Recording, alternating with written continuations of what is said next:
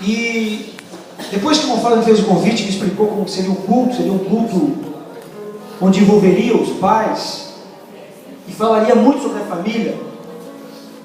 Eu comecei a pensar, mas como pode alguém que vai fazer 7 meses de casado, não tem filhos, 22 anos, vai pregar sobre família? Aí a resposta foi bem rápida na minha mente. Nós sempre vemos e ouvimos pregar sobre família os responsáveis das famílias, os pais de família. Hoje nós vamos ouvir o outro lado. Hoje quem vos fala é um adolescente, é um jovem, é uma criança, é este que vos prega, pais e responsáveis pelas famílias aqui da nossa igreja e talvez alguns que nos visitam. Então aquilo me confortou e me deu o caminho para mim procurar uma mensagem para trazer aos irmãos nessa noite.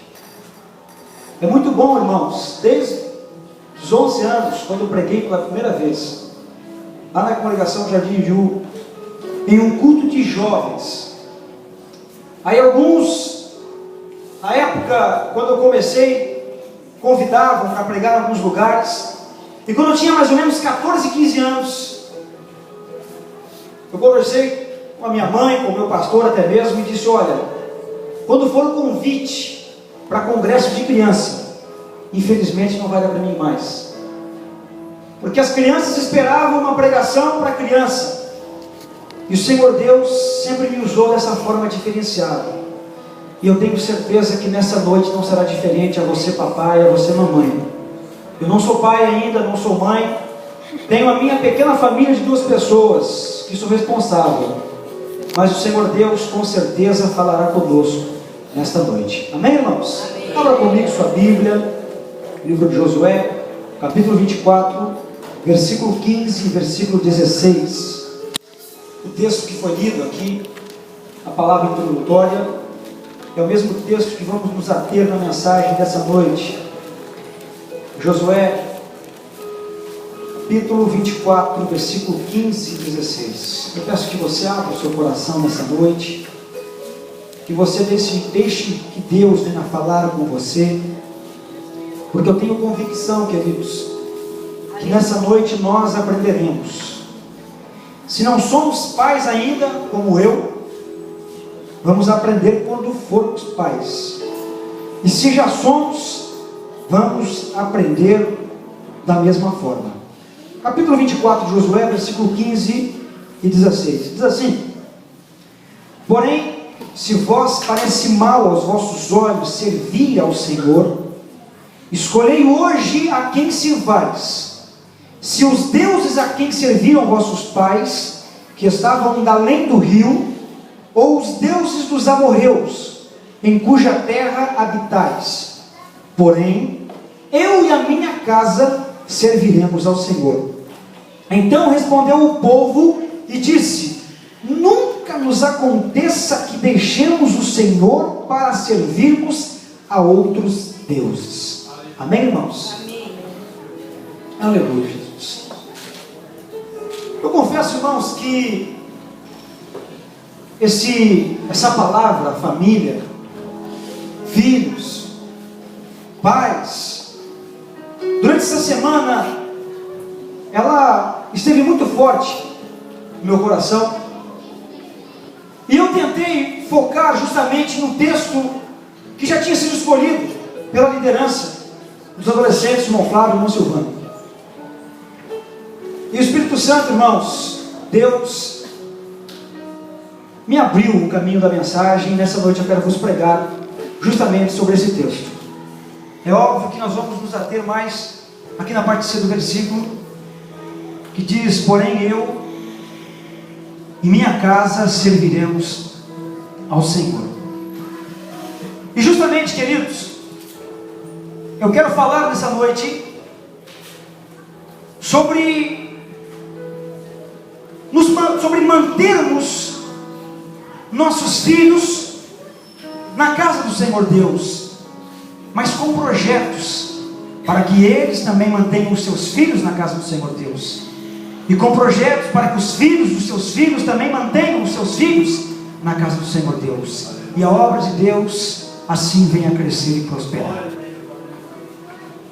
Quando nós começamos a olhar, irmãos, para o avanço em que se encontra o mundo, para o avanço em que se encontra a população, as pessoas, em questão de inteligência, de conhecimento,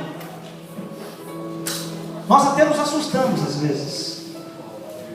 E algumas coisas nós olhamos e dizemos: meu Deus, mas quem diria que isso um dia poderia ser realizado, poderia ser feito?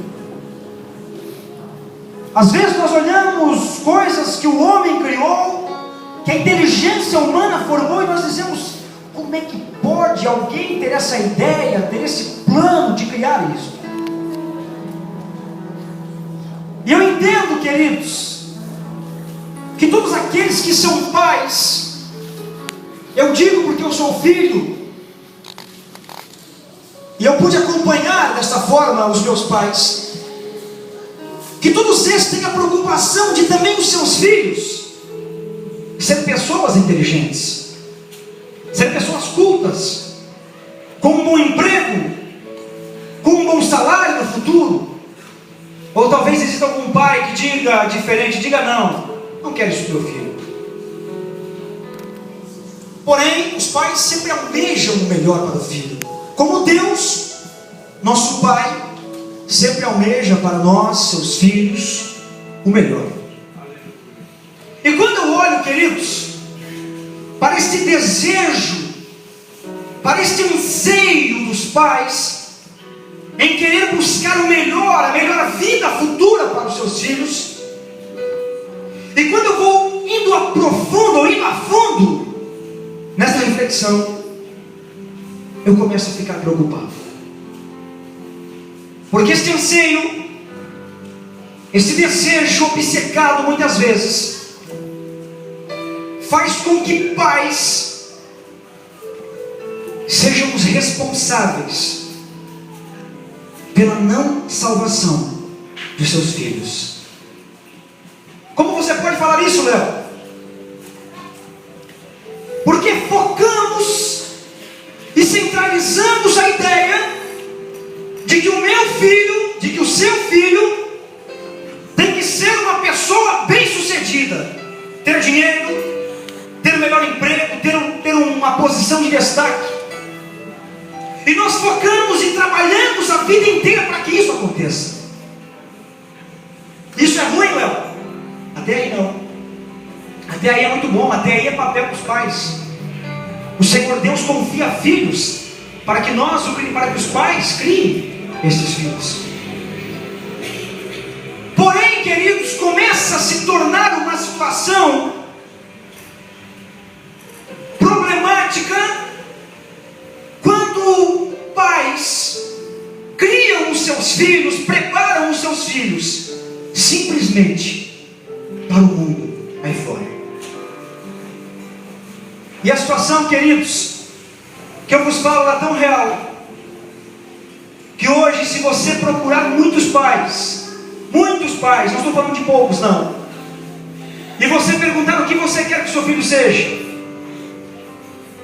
meu filho vai ser médico, já fechei, está estudando para isso e é isso que vai ser. O meu filho, o sonho dele é ser advogado, vou investir numa faculdade de direito para ele. O meu filho já disse que o negócio dele é psicologia, então vou formá-lo em psicólogo. O meu filho quer ser professor e vai, e tal e tal. Talvez você ouça alguém dizer: meu filho será um missionário. Talvez você ouça: o meu filho será um pastor. Talvez você ouça. Por que isso, Léo?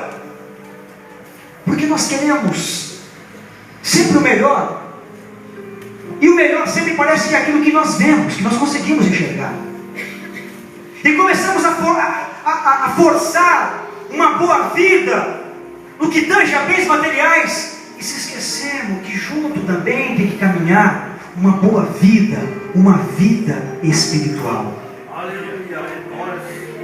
E aí é nesse ponto que eu falei no começo da mensagem, que por muitas vezes muitos pais passam a ser responsáveis pela não salvação dos seus filhos. Não quero que meu filho seja um missionário, jamais. O sofrimento que é a lição. Imagina o meu filho num campo missionário. Imagina que Deus envia ele para outro país, um país pobre, o Haiti. Qual é o pai? Se você, papai, você é a mãe que está aqui, se eu começar a te falar hoje que o seu filho foi chamado para ir para o Haiti, devastação total, fome, miséria, violência, será que nós diríamos: maravilha, Deus escolheu meu filho vai longe de mim, mas Deus separou meu filho para ser missionário? Se meu filho se manter perseverante, vai conquistar o céu, vai ter muitos galardões do céu, porque vidas virão a Deus através do meu filho. Ou será que dizemos: pelo amor de Deus, não, Senhor, meu filho não. Envia um outro ali, Senhor, meu filho não. Meu filho já disse antes que queria ser advogado, Senhor.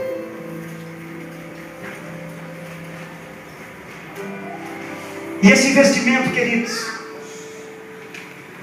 na vida espiritual dos filhos, ele começa quando ainda são bem pequenos. E isso eu posso falar com exemplo da minha vida, da minha criação, da minha formação como pessoa.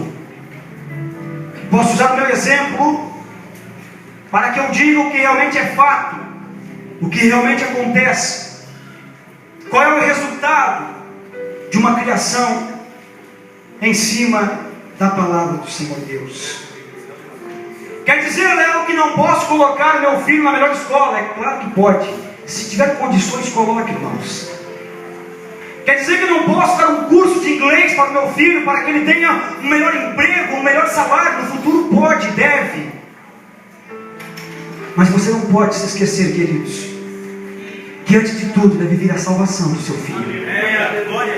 A Bíblia diz que me adianta ganhar o mundo inteiro, ser dono de tudo, ter tudo, e chegar no final perder a minha salvação. De que adianta você, papai, você, mãe, ver o seu filho bem sucedido, com muito dinheiro, mais distante de Deus? De que adianta? Queridos, eu lembro quando éramos crianças ainda, nós éramos em 4 dentro de casa, morávamos dois cômodos na nossa casa, 4, dividíamos 2 biliches. E desde quando eu nasci, meus pais já eram cristãos. E se você, pai e mãe, já usa esse método, vos prego para que continue. Se não usa, vos